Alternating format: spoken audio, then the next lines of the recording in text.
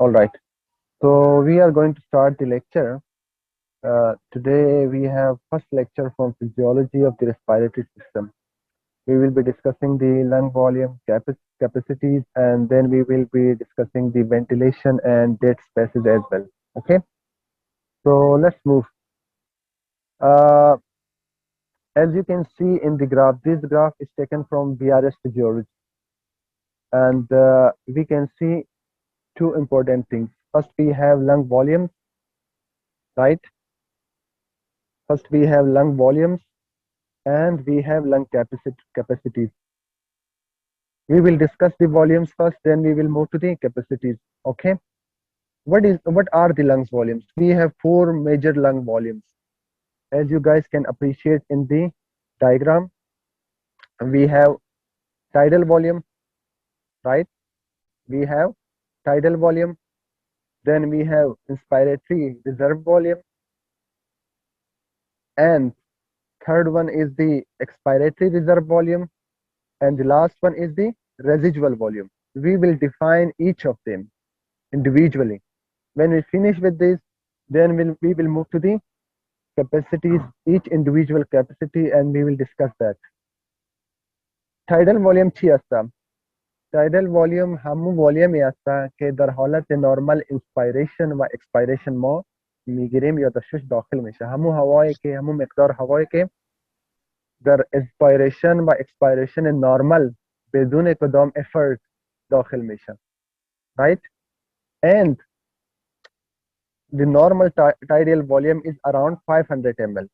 The normal tidal volume is around 500. As you guys can appreciate in the graph, it is the amount of air that is exhaled and inhaled without any effort. So they bani poishuling dadi mung tidal volume. Os kacir tamung da se chalu ko kacir tamung kamde tidal volume पर सर बांधी. For example, मुझ 500 ml normal inspiration उकड़ा हवा तनफुस कड़ा और नूर जोर हुआ inspired हवा नूरम वाखलो they पर सर बैर बांधी they तवाई inspiratory reserve volume. How can we define it? The amount of air that can be inspired above the normal tidal volume. Got it? It is the amount of air that can be inspired after the normal tidal inspiration. Masalan dimanguta se tidal volume dalta wo 500 ml. Kad de sarbeera bandi zadalta 3000 ml 3000 ml air nor inspire kama the 3000 air taswil ki inspiratory reserve volume. It is inspired with force inspiration. Dalta badat shekave zor balagave. Ode bane poiswali ghata saach akhtal kigi. Homide nira era inspiratory reserve volume mega. وقت شما نورمال تایرن امو تنفس عادی که میگیرین علاوه بر این اگر شما فورس کنین و تنفس کلان بکشین و نفس کلان بکشین و انسپایریشن کنین امو را میگه انسپایریتری ریزرو والیوم که معمولا از 2800 ml تا 3100 ml است. mlش یاد گرفتن مهم نیست. ما براتون یک گراف دیگه هم علاوه کردیم کسی که زیاد میخواد یاد بگیره mlش هم به شک یاد بگیره. ما شما باید امی تعریفا را و مفهوم از را بفهمین. تستم. خب همه قسم ما که نورمال تایدل والیوم گفتیم که همو هوای است که هم تنفس عادی میکنیم هم اخراج یا اکسپیل یا اکزیل میکنیم, right? The normal air which is inspired and expired. نو کچیرتا اگر ما اینجا کمی بیشتر زور بکشیم و زیاد هوا را از ششها خارج کنیم او را میگه expiratory reserve volume. همینجا گراف میبینین. Expiratory reserve volume is the volume that can be expired after normal expiration. طورك اینجا میبینین اینجا شما یک مقدار هوا را اکسپایر کردین بعد از اگر میخواین فورس بکشین یک دیگه هم کوشش کنین مقدار هوایی که شما با زور اخراج کرده میتونین یا اکسپایر کرده میتونین همو اندازه را ما میگیم expiratory reserve volume. از همین نقطه خط پایین هر چقدر معمولا بعد از نورمال تایدل والیوم شما میتونین تا 1200 ml دیگه هم بیشتر اگر زیاد زور بزنین اما را اکسپایر کرده میتونین یا اکسپایریشن کرده میتونین. پس expiratory reserve volume ما چقدر است؟ همو هست 1200 ml. اوکی. اگر کس صدا را نداره شما طرف چپ در پایین یک علامه داره وکتور است، از ترازو کلیک کنین. شاید امونجا شما امورا اون نکردین یا مشکل اینترنت داشته باشین. اوکی.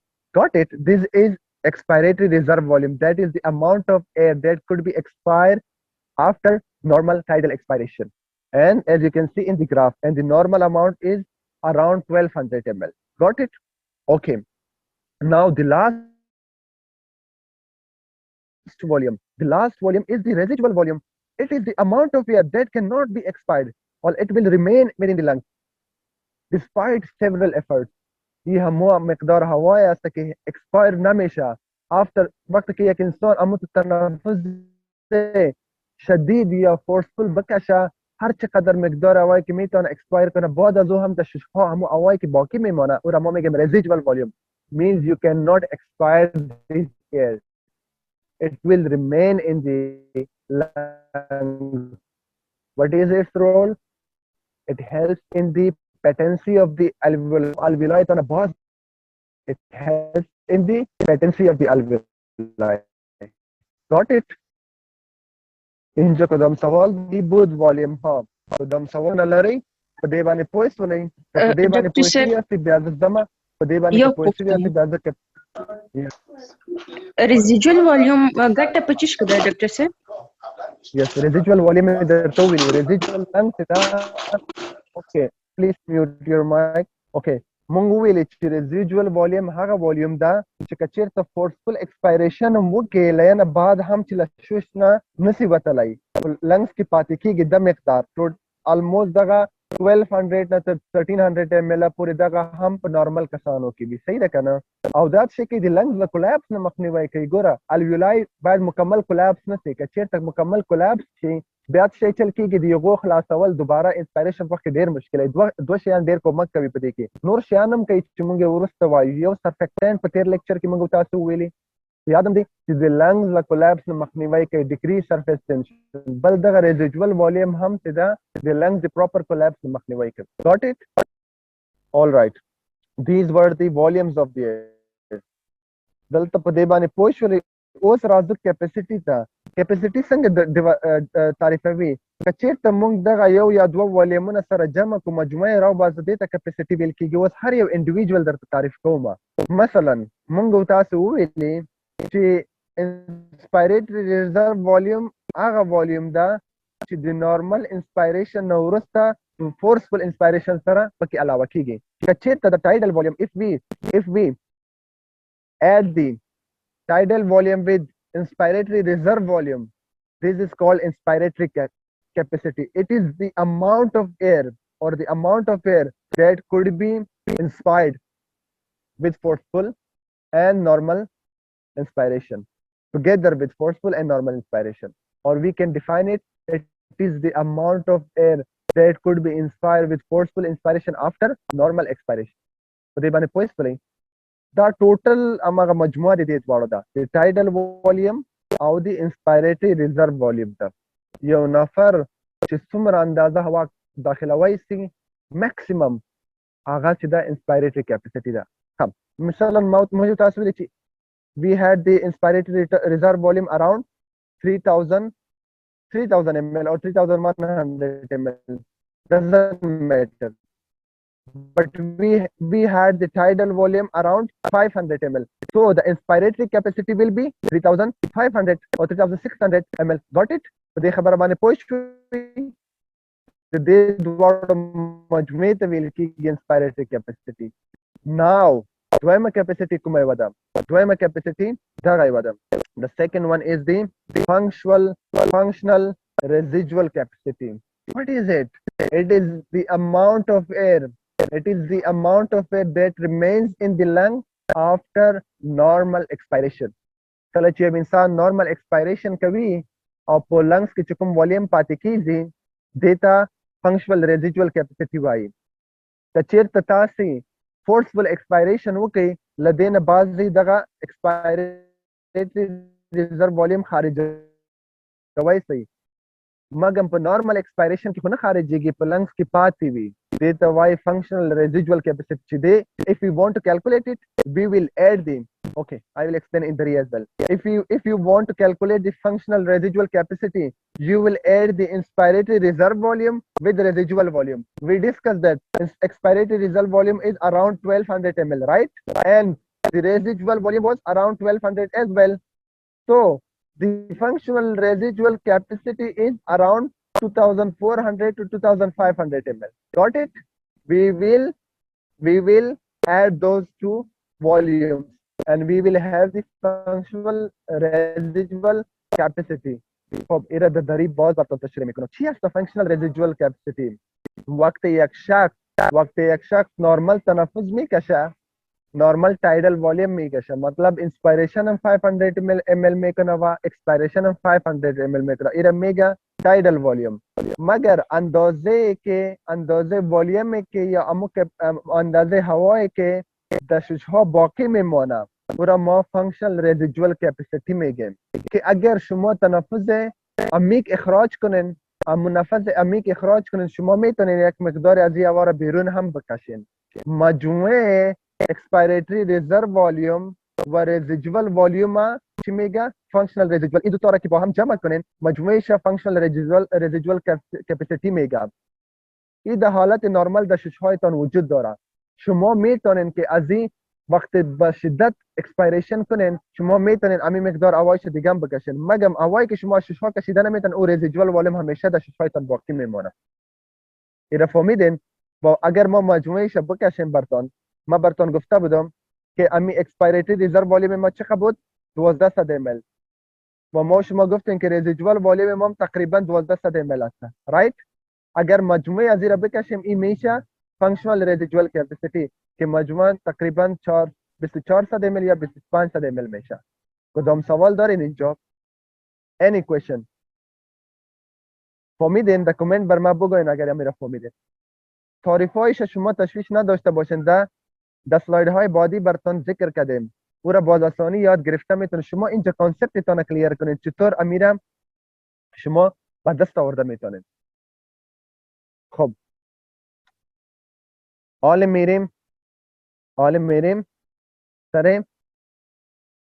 حال میریم سر کپاسیتی دیگه اینجا میبینین کپاسیتی دیگه به شما که هستم او هست وایتال کپاسیتی از نامش معلوم است کپاسیتی حیاتی وایتال کپاسیتی این همو مقدار هوایی است که شما همراه اتمسفر تبادله میتونین هم به شدت انسپایر میتونین هم به شدت اکسپایر میتونین مگر اگر ایره ما تعریف کنم براتون تعریف کنم مقدار it is the amount of air that can be expired with forced expiration after forceful inspiration مثلا یک نفر کلانترین Sorry, sir, you're تنفس کشید و ما شما چی گفته بودیم inspiratory reserve volume بعد از او اوکی حالا صحیح شد صدای من درست است Yes, sir, now it's okay. Okay. Can you guys see the slide clearly? All right. So, what is vital capacity? If we define the vital capacity,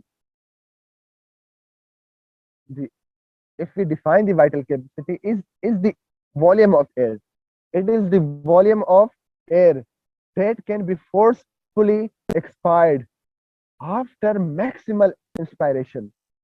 خیلی ساده است مثلا شما یک نفر میگین که خیلی عمیق تنفس بگیره مثلا هر چقدر تنفس گرفته میتونه همون تنفسی که عمیق گرفت او را ما شما چی گفته بودیم او را inspiratory reserve volume گفته بودیم یادتان است همون تنفس عمیق هوای عمیق و معظمی که تنفس کرده میتونه بعد از به همین مریض میگیم که حال هر چقدر هوا را اکسپایر کرده میتونه همون قدر عمیق یک اکسپایریشن کو هر چقدر هوا را که اکسپایر کرده میتونه او را چی میگفتیم او را گفته بودیم expiratory reserve volume و همزمان در وسطش tidal volume هم اخراج میشه همین مکمل تبادله هوا که صورت گرفت ایرا میگه vital capacity اگر ما شما ایرا کلکولیت کنیم خیلی ساده است کلکولیشنش زیاد آسان است همین دایگرام براتون نشان میدم اینجا ببینین همه مقدار هوایی که ما فورسفولی اینسپایر کرده بودیم این چی بود؟ اینسپایرد ریزرو والیوم. و نورمال اینسپایریشن ما چی بود؟ تایدل والیوم. وقتی مریضتان گفتیم که آل مکسیمم اکسپایریشن که تمام همین هوایی که اخراج میشه همین مقدار همین ما شما میگیم وایتال کپاسیتی.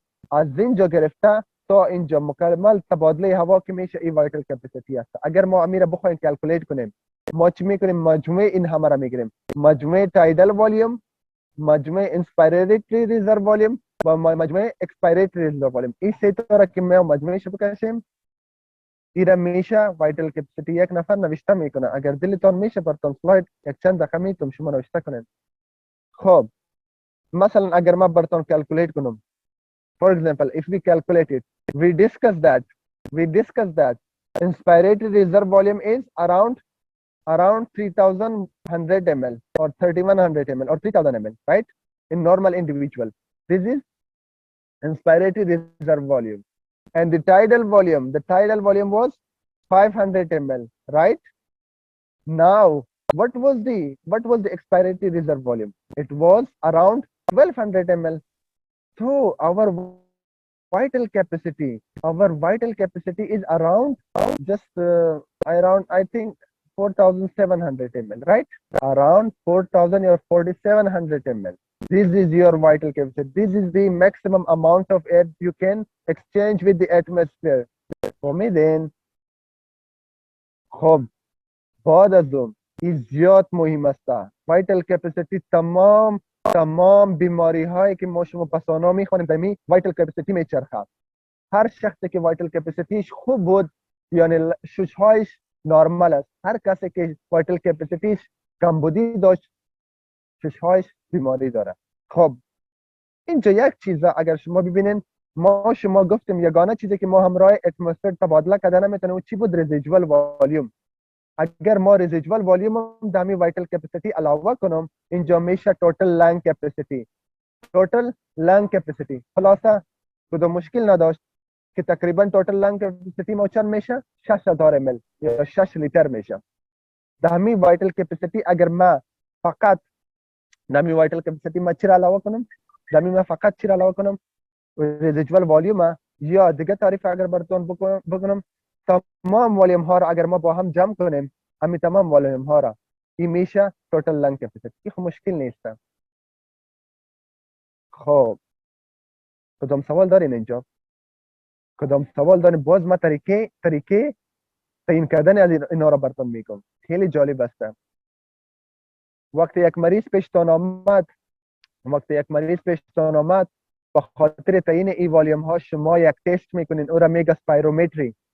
شما نامش شنیدین؟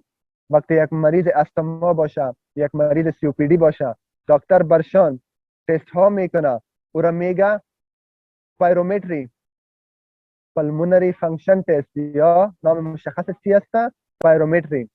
شما در اسپایرومتری چی میکنین؟ مریض خیلی جالب است. اگر شما ویدیوش ببینید بهتر میفهمید. من کمکی براتون میگم. یک آله است، یک ماشین است که آله وصل است، یک ماوت پیس داره که دهان وصل میشه. بینی مریضتان بند میکنین. بینی مریض که یک مسئله بند میشه با مریضتان اول میگین که دمی ماوت پیس که است چند دانه تنفس نورمال بگی. وقتی تنفس نورمال گرفت باز برش میگی که تنفس عدمی بگی و هم بعد از اکسپایریشن عدمی کو. باز اینجا براتون والیوم معلوم میشه. تمام والیوم ها در اسپایرومتری کلکولیت شده میتونه. امی کلکولیت میشه، تایدل والیوم کلکولیت میشه، اکسپایریتری ریزرو والیوم کلکولیت میشه. یگانه والیومی که کلکولیت شده نمیتونه کدام است؟ او رزیجوال والیوم است. به خاطر که ما شما گفتیم که یک هوا تبادله نمیشه. very good. حالا اگر ما از پیشتون سوال کنم که آیا همین مریض ما انسپایریتری کپاسیتیش کلکولیت کرده میتونیم از طریق خب اگر ما برشان بگویم اگر پیشتون سوال کنم که از همین مریض آیا انسپایریتری کپاسیتیش ما توسط اسپایرومتر کلکولیت کرده میتونیم؟ شما میگیم بله. به خاطر که دو شامل است انسپایریتری ریزرو والیوم و تایدل والیوم. هر دویش کلکولیت میتونیم. پس ایره هم کلکولیت میتونیم. right? We can calculate the inspiratory capacity with spirometry. Can we calculate the vital capacity? Can we calculate? Yeah, we can calculate because it contains the inspiratory reserve volume tidal volume and expiratory reserve volume, which can be calculated with the pyrometer. So, can we calculate the functional residual capacity? Can we calculate the functional residual? No, we cannot calculate. Why? Because it contains the residual volume. Can we calculate the total lung capacity? No, because it contains the residual volume. For me then بس طریقه کلکولیشن ازی چی هست عصبی ما شما بالا هست مگر اگر شما زیاد میخواین پشتکار دارین پلتیزموگرافی میگه پلتیزموگرافی هم یک تست است که تا علا و طریقه خاص میشه دو هم اگر شما زیاد چی باشین در یوتیوب ویدیو دیده میتونین پلتیزموگراف خب ای بود والیم های ما کدام سوال نیست اگر شما بازم نفهمیدین یک دفعه درس تکرار کنین یک دفعه سلاید ها رو ببینین لکچر دوباره ببینین ان شاء الله کدام چیز باقی نمانده اگر شما سوال داشتین در آخر براتون جواب میدم کسی که میخواد که همین مقدار والیم ها رو بفهمه در گراف دیده میتونه اینجا براتون کلکولیت کردیم که نورمال تقریبا نه 500 ml جور میشه تقریبا توتال والیم کپاسیتی ما اونجا یک جور میشه اینا تمام والیم ها رو مقدارش اینجا نوشته کرده اینا اینجا نوشته کرده انشالله کدام سوال باقی نباشه let's move all right dead space دیروز یک نفر سوال کرده پیش ما که dead space چی است اگر ما dead space تعریف کنیم dead space اما قسمت لنگز است که در تبادله گازات حصه نمیگیره which does not contribute to the exchange of oxygen and carbon dioxide right it is the portion of the lung which does not contribute to the exchange of oxygen and carbon dioxide خب خیلی ساده است دیروز ما با امبرولوژی براتون گفتم مثلا شما تنفس سه نوع شما یک anatomical dead space یکیش alveolar Sir, your voice is too breaking. It's not clear. all right I think I have internet connection okay how is my voice now is it good is it clear Little bit. It's good. all right and now Now it's fine. okay so okay we have anatomic dead space anatomic dead space is the dead space that is in the conducting airways can you remember can you guys recall from the previous lecture we discussed that the trachea Sir, your voice is not good. all right I don't know what is the issue there must be some issue with my internet connection how is it now is it clear now oh Yes, sir, it's clear. okay It's okay fine now. okay Now it's clear. When you start lecture, then it's break down again. all right so what is anatomic dead space it is the dead space that is calculated by the space in the conducting system what was the conducting system it was the trachea it was the bronchi up to the terminal bronchioles can you guys recall it from the previous lecture خب ما شما گفتیم ما تنفس میگیریم مثلا از بینی میگیریم از بینی انتقال میشه به لارنکس از لارنکس انتقال میشه به تریکیا از اونجا به برونکای باز به سکندری برونکای باز ترشری برونکای گفتیم باز گفتیم برونکیولز ترمینال برونکیولز گفتیم این قسمت در تبادله گازات حصه نمیگیره همین هوایی که در اینجا موجود است همون را ما میگیم anatomic dead space که این در تبادله گازات حصه نمیگیره got it و نورمال در اشخاص نورمال این تقریبا 150 ml است وقتی شما تایدل والیوم 500 ml میگیرین از این 350 ml میره طرف الویولای مگه 150 ml تقسیم میشه در می قسمت conducting زون تقسیم میشه کدام سوال هست اینجا کدام سوال هست کدام سوال هست رکمند بودن all right اوکی من سوالاتتون میگیرم فقط بگین اینا فهمیدین very good حالی اگر به الویولایتون میرسم مگم یگان دفعه چی میشه در الویولای یک مرض پیدا میشه مثلا اینجا الویولایتون هست این هست الویولایتون رایت ما شما گفتیم اطراف الویولای چی بود اطراف الویولای بود بلد ویسل بود یادتان هست اینجا اکسیژن آمد، اینجا اکسیژن آمد، مگر اگر از سبب کدام پاتولوژی، اگر از سبب پاتولوژی اینجا امی رگ خراب شو، بسته شو و اینجا دیگه جریان خون نباشه، اینجا اکسیژن خو می آید، مگم آیا تبادله میشه؟ تبادله میشه؟ نمیشه. به خاطر که اینجا وسل بلاک شده، خون اینجا جریان خون نیست. وقتی جریان خون نیست، اگرچه اینجا هوا می آید مگم تبادله نمیشه، این هم به دید سپیس تبدیل میشه. این میگه الویولر دید سپیس. این الویولر دید سپیس میشه. در کدام مرضا میشه ما بحث نمیکنیم، در مرضای خودش بحث میکنیم، فقط کانسپت بفهمین. اینجا هم این ضایع شد، کدام فایده نکرد، تا الویولای اکسیژن رسید مگم فایده نکرد، تبادله نشد. ایرا میگه الویولر دید سپیس. گات ایت؟ و ایده چی میشه؟ نجیب الدین یا نجات الدین، نمیفهم، شما نوشته نکنین. اوکی، اینا میگه الویولر دید سپیس. خب اگر ما مجموعه اناتومیک دید سپیس و الویولر دید سپیس بکشیم، اینا هر دو را مجموعه بکشیم، اینا میگه فیزیولوژیکال دید سپیس. اینا چی میگه؟ فیزیولوژیکال دید سپیس.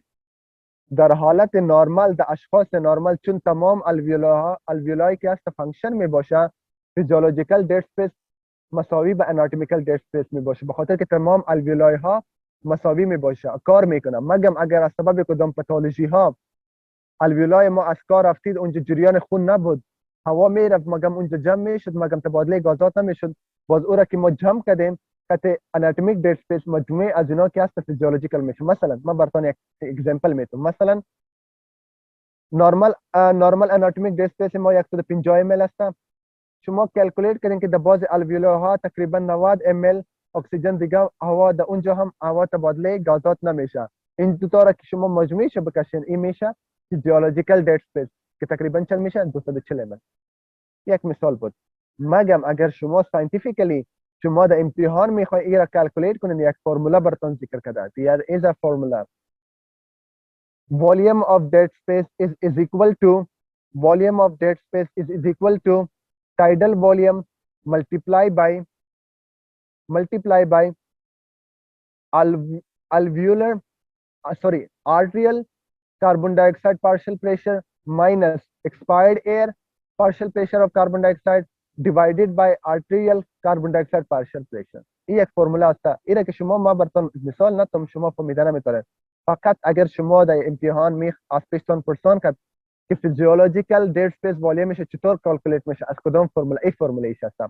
شما تایدل والیوم میگیرین، این را ضرب میکنین در یک کسر که در بالا میشه کاربن پارشل پرشر اف کاربن دی اکساید در آرتری و ماینس میشه پارشل پرشر کاربن دی اکساید در اکسپایرد ایر، همون هوایی که ما اکسپایر میکنیم، تقسیم به پارشل پرشر کاربن دی اکساید در امو آرتری. ما یک مثال براتون میتونم با شما خوبتر میفهمین. مثلا ما براتون مثال بزنم. در بیارس فیزیولوژی یک مثال خیلی خوب ذکر شده. در این سلاید دیگه کدام سوال دارین غیر از این فرمولا؟ کدام سوال دیگه داره؟ این فرمولا رو ما دوباره براتون تشریح میکنم. کدام سوال دیگه داره؟ اینجا یک چیز ذکر کردیم وی کیو دیفکت. این وی کیو دیفکت هم به دردتان فعلا نمیخوره، در لکچرهای بعدی ذکر میکنیم. فقط اگر براتون خلاصه کنم به این معنا میده همونجا امو الویولای که ما شما ذکر کردیم، اینجا ونتیلیشن خو میشد، اکسیژن می آمد مگم پرفیوژن نمیشد. همین که پرفیوژن نمیشه مگم ونتیلیشن میشه، اینا دیفکت میگه وی کیو دیفکت، ونتیلیشن پرفیوژن دیفکت میگه.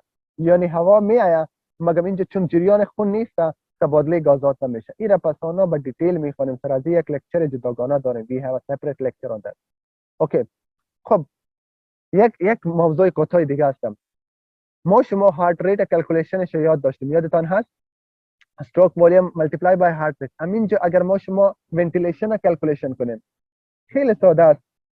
تایدل والیوم میگیریم ملتیپلای با رسپیریتری ریت میکنیم. مثلا تایدل والیوم ما شما 500 ml بود و یک مریض است در یک دقیقه چقدر تنفس میگیره؟ مثلا 20 دانه تنفس میگیره. پس ونتیلیشن مینت ونتیلیشن از چند میشه؟ مینت یعنی در یک دقیقه کلکولیت میشه. این میشه چند میشه؟ 10 لیتر I guess 10 لیتر right? all right. یعنی در یک دقیقه 10 لیتر گازات تبادله میکنه. شما فکر کنین. خب مگم اینجا یک نقص وجود داره.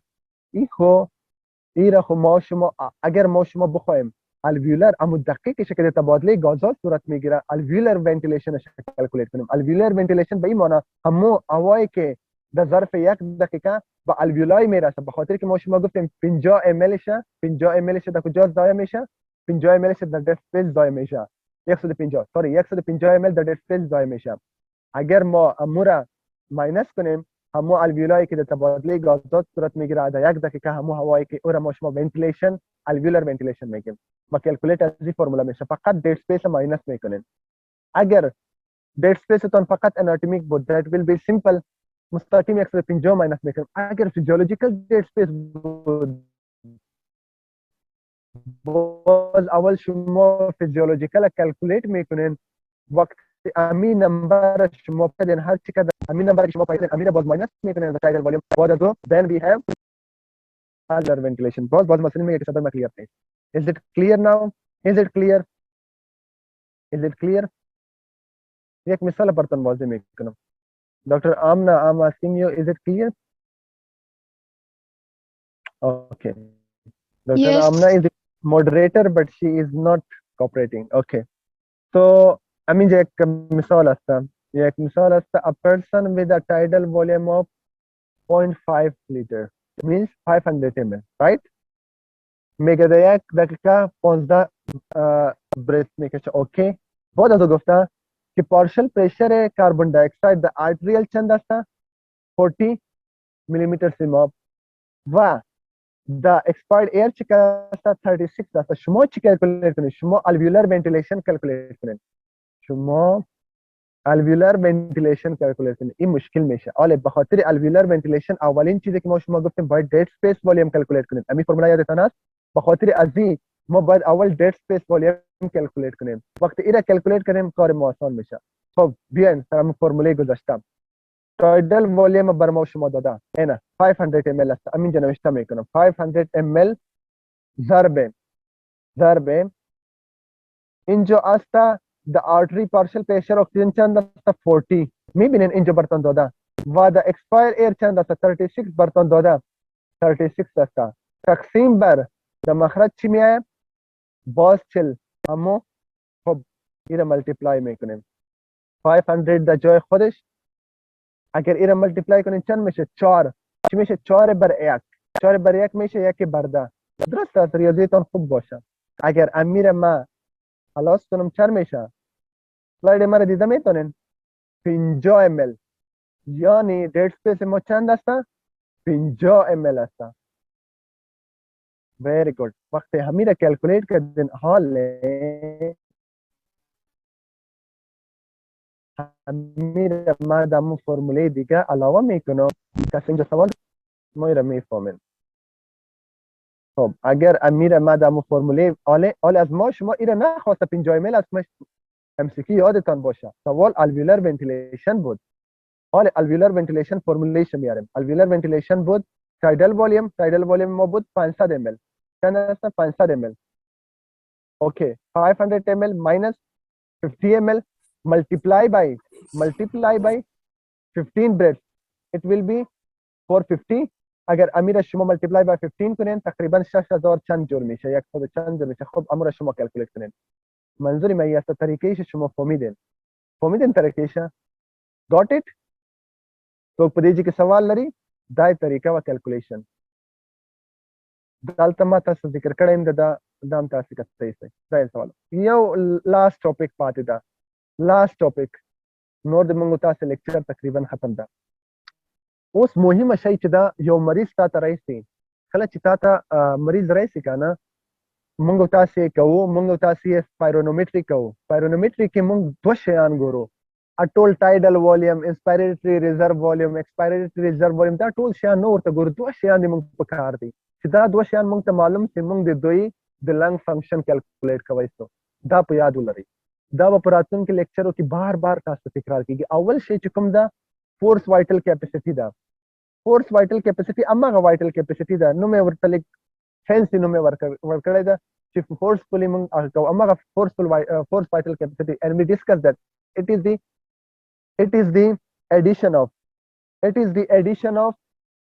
is the addition of tidal volume, inspiratory reserve volume and expiratory reserve. That was our vital capacity. It is also called force vital capacity. Same thing. دلته یو شی بل یو شی ذکر شوی دا. Force expiratory volume in first second. Force expiratory volume in first second. څه معنا؟ دلته اوس تاسو ذکر کوم. اوکې. کله چې تاسو خپل مریض ته ماوث پیس په خولې کې ورکړو ورته وویلې چې تاسو آهسته آهسته تنفس واخلئ. تاسو به مریض ته اوس وایاستئ چې یو ژور انسپایریشن وکړه. ژور انسپایریشن یې وکړه د به څه شي انسپایریټري کیپاسټي به شي رایټ. بیا به ورته وایي چې اوس په زوره باندې فورسفولي ایکسپایریشن وکړه. چې فورسفولي ایکسپایریشن وکړه به څه شي به د موږ تاسو شي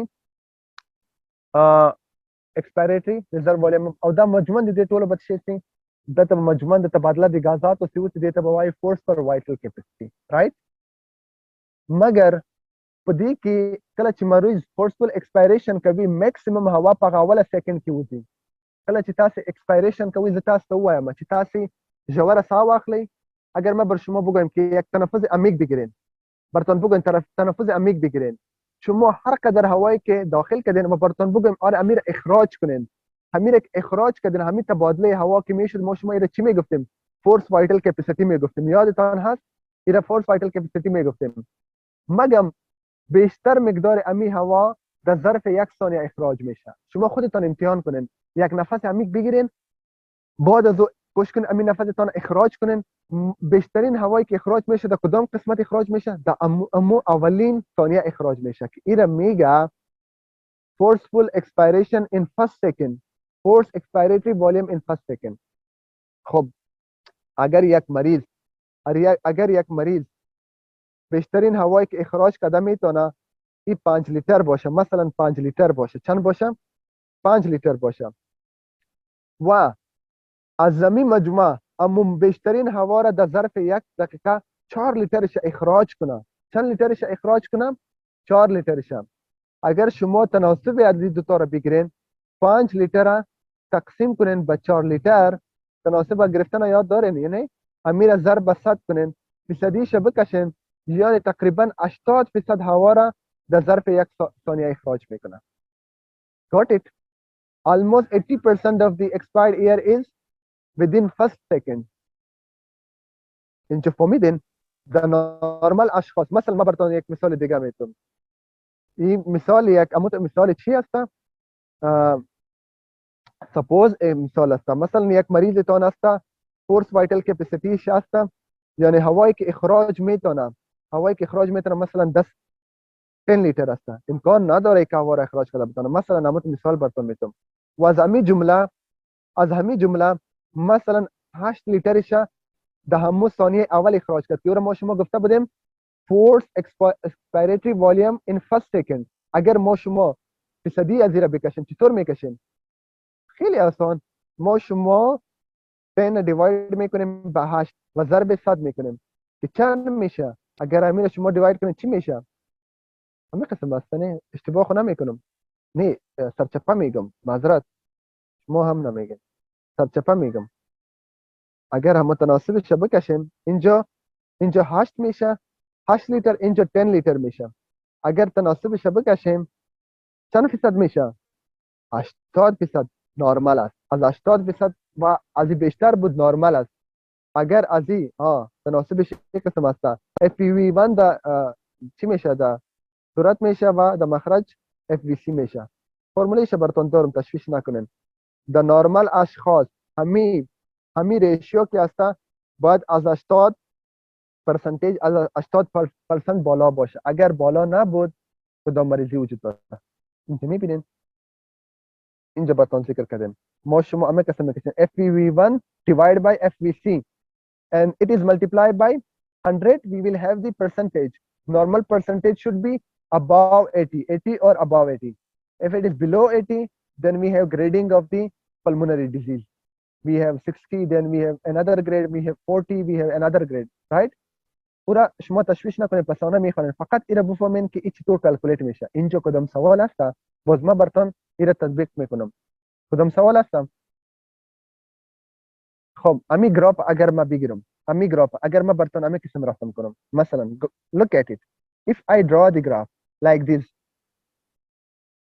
just look at it. If I draw the graph like this,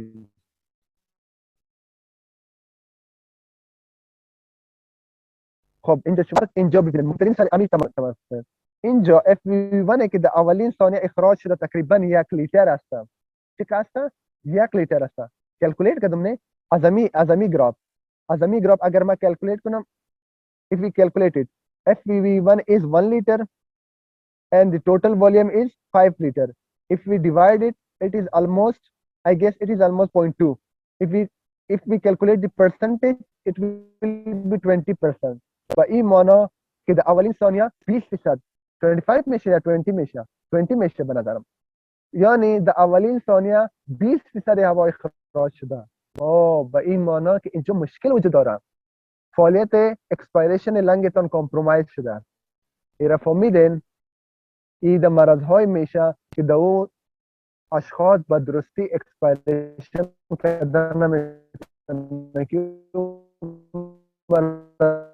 مرضا ما شما چی میگیم؟ اون مرضا ما شما لنگ دیزیز که پس آنها که در ابسترکتیو لنگ دیزیز که هست FV1 ما پایین میآید.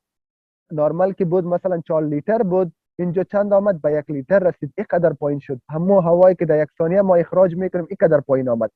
این کاراکتریستیک است. ای ام سی کیو اگزام میتون است. اینا ما خودم در اگزام ام سی کیو را دیدم. برتون چی میتا؟ برتون امی قسم 4 جوابا میتا. میگه یک مریض است. There is a question FEV1 by FVC is decreased or it is below 70% or it is around 60%. What sort of condition it could be? Your answer should be it could be obstructive lung disease or obstructive lung disease.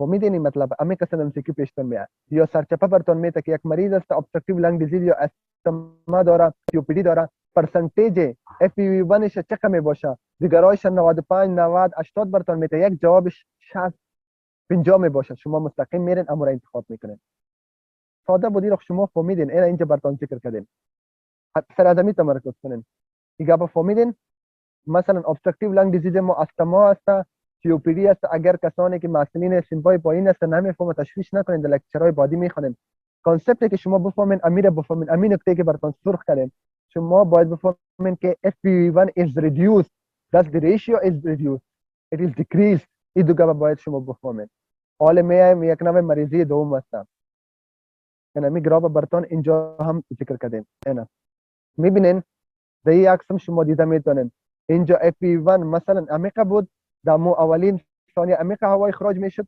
مگم وقتی ما شما در مریضی دیدیم در خط سرخ اینا چقدر کم شده اینجا مثلا 4 لیتر یا 5 لیتر بود اینجا به 2 لیتر یا 1 لیتر رسید ما شما میگیم که با کدام ابسترکشن وجود داره به درستی هوا را اخراج کردن نمیتونه این بود مریضی obstructive lung disease در حالت دوم چی میشم در حالت دوم ما که هسته او را میگه restrictive lung disease در این سرچپه میشم در این مریضا که هسته به درستی انسپایریشن نمیشه کپاسیتی لنگش پایین میشه لنگز که هسته به درستی هوا را انسپایر کردن جابجا کردن نمیتونه فهمیدین در این مریضا هوا اخراج خو میشه در ظرف مگم گنجایش اما کپاسیتیش کم میشه اگر ما براتون بگویم در اینجا بیشترین مشکل که میاد در مخرج میاد این زیاد کم میشه این هم کم شده میتونه در بعضی حالتا نرمال میشه در بعضی حالتا کم میشه مگم این را بفهمین این حالت ای که است در اینجا تمرکزتان سر FVC باشه FVC تان پایین میشه شما از تناسب میفهمین اگر مخرجتان چی شد پایین آمد همون ریشیوتان چی میشه بالا میره مثلا من براتون در مثال میتونم براتون این را ببینین اینجا مثلا شما حد بزنین یک مریضتان است همین قسم گراب داره نه معذرت دیگه هم پایین میکنه این پایین آمد چی پایین آمده همین FVC پایین آمده همین FVC ما پایین آمده میبینین براتون میتونم من اگزمپل براتون میتونم احسان الله براتون میتونم صبر کنید خب اینجا FVC ما پایین آمده مثلا چند لیتر شده 2 لیتر شده خب گوش کنید مثلا اینجا FV1 تان اما قدر است. یک خب FVC را مثلا 3 لیتر میگیریم تا کلکولیشن ما شد. اینجا 3 لیتر شد. FV1 ما 2 لیتر است. اگر شما تناسب از را بکشین 2 را تقسیم بر 3 کنین چند میشه؟ ما هم نمیفهم. خب شما تقسیم کنین باز جوابش هم بر ما بگوین. میتونین کشیدن اگر 2 را تقسیم یا ایرا 1.5 میکنه به خاطر آسمانی ما. ایرا 1.5 میکنه 0.6. 0 پوینت چند میشه؟ 0.6. 6 sir. نه نه نه 0.7 sir. مثلا FP1 ما کم آمد. FP1 ما 1 لیتر شد و FVC ما که است او خیلی زیاد کم میشه. اینجا گپ اصلا اینجا است که FVC ما زیاد کم میشه. FVC ما هر چقدر بیشتر کم شد همونقدر همین تناسب ما بالا میره. اینجا یک دیاگرام براتون نشته که این دیاگرام. این دیاگرام بهتر فهمیدن میتونیم. اینجا خیلی بهتر تشریح شده. مثلا FVC ما آمده. FVC ما اینجا FVC ما تقریبا همو جای است که جایی که FV1 ما است. میبینین مثلا FVC ما 2 لیتر است. تقریبا FV1 ما در اینجا 2 لیتر است. اگر امیر شما تقسیم کنین چند میشه؟ تقریبا 100% یا 90% میشه. میبینین به این معنا در این مریضا که هست اگر شما ریشیوش ببینین این مریضا رو اگر شما ببینین همو تناسبش ببینین شاید در حالت نرمال باشه. شما باید اونجا تمرکزتان سر چی باشه؟ FVC را یک دفعه ببینین که FVC ش پایین خود آمده. در امتحان برتان میته که یک مریض آمده ما که ریشیو FV1 و FVC ش کلکولیت کردیم 90% است مگم اون نفس تنگی داره. باز اونجا جداگانه برتان میته که FV1 شم پایین آمده و FVC ش زیاد پایین آمده. از 5 لیتر به 2 لیتر آمده به 1 لیتر آمده. شما مستقیم میبینین که ریشیو تقریبا پایین یا زیاد شده مگم FVC زیاد پایین آمده. شما میگن این است restrictive lung disease. یک نفر پرسان کرده اگر مثال میربطن مثلا سارکویدوسیس مثلا interstitial lung disease شما تشویش نکنین. اگر نامایش نمیفهمن don't worry about it. We will discuss that later. Just remember in restrictive lung disease we have decreased FVC and when we calculate the ratio it could be within normal or increased. Just it could be normal or increase the ratio. So we will define the condition by FVC decrease FVC. این بود دو بیماری. این بار میخوانیم یادتان باشه. اینجا ما براتون اما مثال دوباره هر سه یک جا. این نورمال شخص است. مثلا این شخص نورمال است. تقریبا 80% هوای ده اما FV1 خارج شد.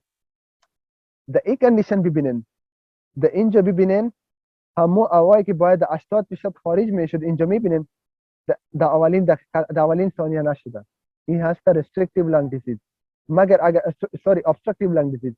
اگر شما if you concentrate in the third line you can appreciate that FVC is decreased significantly and this is the restrictive lung disease. Got it? فهمیدین نیرم؟ کدام سوال دارین اینجا؟ کدام سوال هست اینجا؟